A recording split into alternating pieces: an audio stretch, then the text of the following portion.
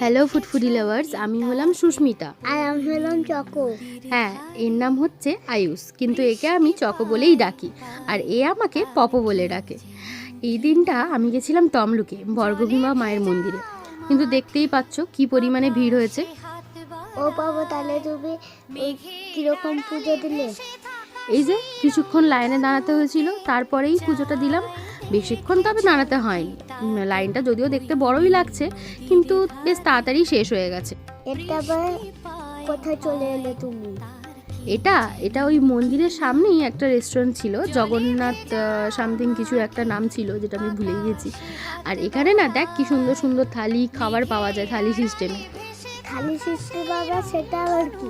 থালি system মানে এখানে একটা প্যাকেজ, মানে ভাত, তারপরে ডাল, সবজি সব কিছু নিয়ে একটা দাম থাকে।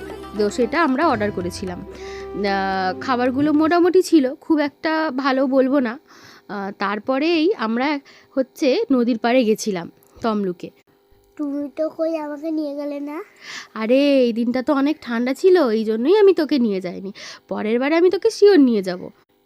সত্যি বলছো তো? তাহলে প্রমিস করো। হ্যাঁ, একদম সত্যি বলছি, পাক্কাওয়ালা প্রমিস করলাম তোকে আমি। পরের বারে আমি অবশ্যই তোকে নিয়ে যাব। টাটা, তার বলে দিই, সবাই অবশ্যই লাইক করে দিও। টাটা।